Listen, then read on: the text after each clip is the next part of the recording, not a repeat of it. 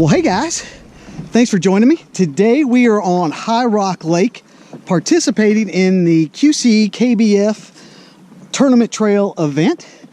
And if I seem a little bit out of breath, it's because I am.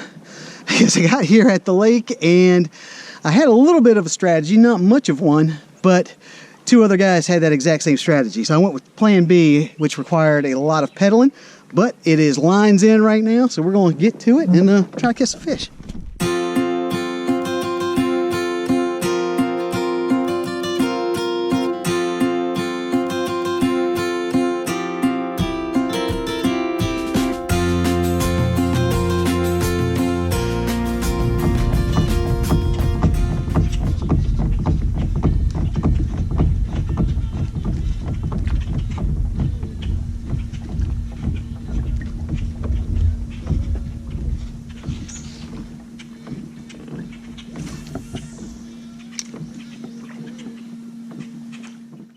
Kind of what's going on out here.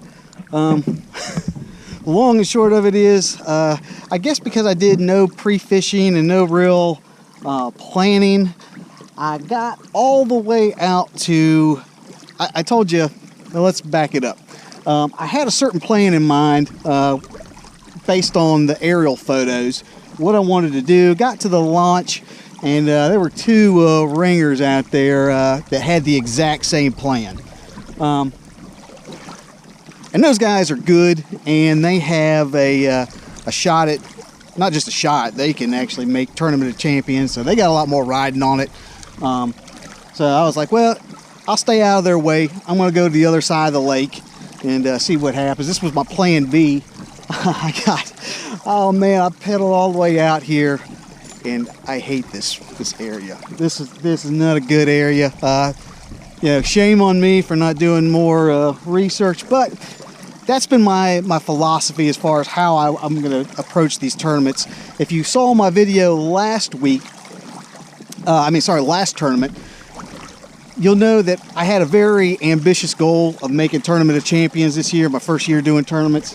I am mathematically eliminated, so that's definitely not happening.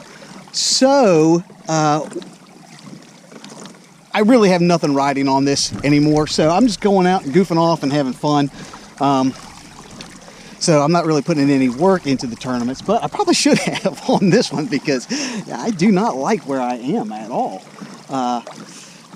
I've essentially wasted 2 hours out here. The areas that I went, it looks good from the aerials, but I get out here, it's way too shallow for this time of year. Not what I'm looking for. So I'm making a run.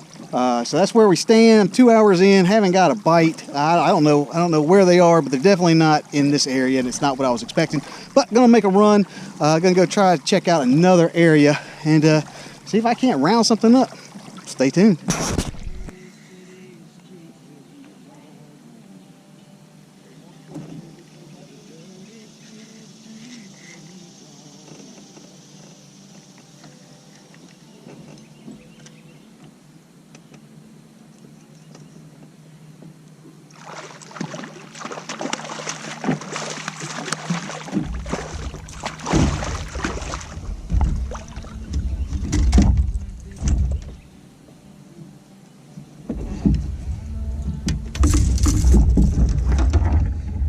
Well, not what you want to catch in a bass tournament.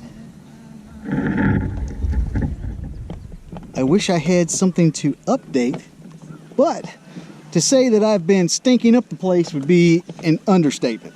I don't have any clue what these fish are doing. It's starting to get pretty hot, and I'm only assuming the bite is slowing down. I didn't have a bite to begin with, but I imagine whatever bite there was is probably in the process of slowing down at the moment.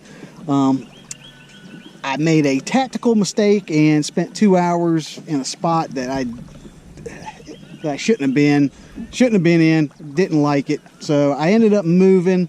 I like this spot better, but still not catching anything.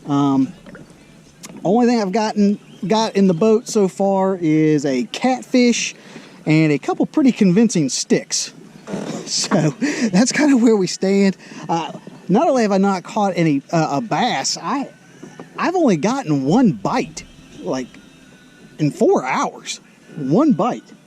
It was like my first cast with a spinnerbait, and I wasn't paying attention because, you know, that first cast you're just trying to get, you know, relearn your feel, and I missed it, and that has been the only action that I have going on. So I've blown through 4 hours, and I've used my conventional lures and my conventional thing.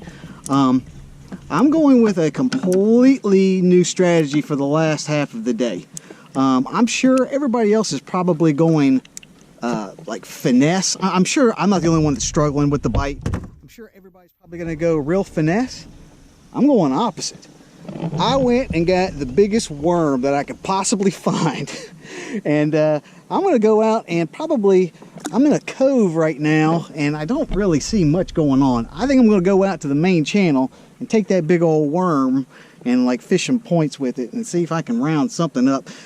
The new strategy is I've already ruled out, I'm not getting a limit today. It's just not happening.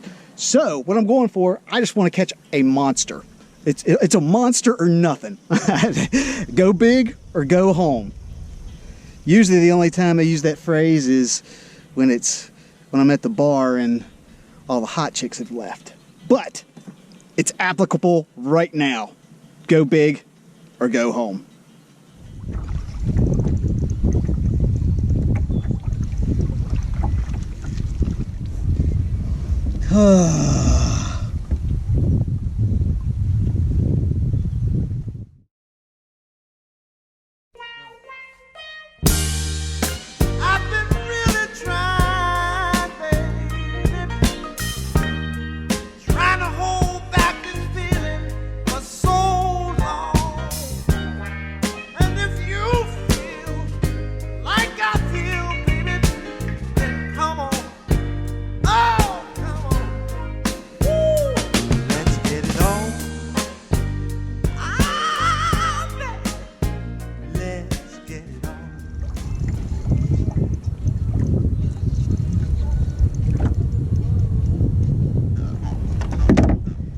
Again, bass tournament.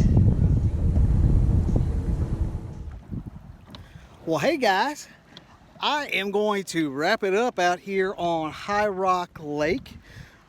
Lines out is at 2 o'clock, and I made sure that I fished until 2:05. And let me tell you, 2 o'clock could not come here fast enough. This was awful. Usually I end my videos by saying, oh, I had a really good time. I didn't. I had an awful time. There was very little of redeeming value about this trip. I should have stayed home. And I say that, I try not to be negative, but I say that simply because not only did I have a bad day fishing, it happens. I had a bad day fishing, and even when I'm having a bad day fishing, I try to take the opportunity to learn something. I didn't learn anything. I am just as clueless as I was before. Usually when you fish, the problem is you figure out the fish too late. That you find the fish too late. I never even found them. Not only that, usually, not only did I not find the fish, I didn't even find a place that I wanted to fish, and that was kind of the issue. And I guess that's where all the pre-fishing comes into play, because had I done any pre-fishing in this spot, I would not have gone to the places that I went to, because I didn't like them. And basically, I would be curious how many, there's a boat going by. I would be curious how many miles I put on the kayak today, because I didn't do much fishing. I did more going from place to place, looking for something. I say I didn't learn anything. Maybe I did learn something. Pre-fishing is important only in that you can eliminate water that you don't want to fish. And I would have eliminated a lot of driving. I mean, a lot of pedaling. But All that to say, that's not to say there aren't good places to fish out here. That I'm sure there are, just not anywhere that I went to. If you'd like to learn more about this fishing spot, you can look down in the description box. You can find some more information down there. But while you're there, be sure to like, share, and subscribe to the channel. The channel is updated every week with new fishing content and new fishing adventures. So I will be seeing you next week. This is Josh, and this is Abide Fishing. Hey,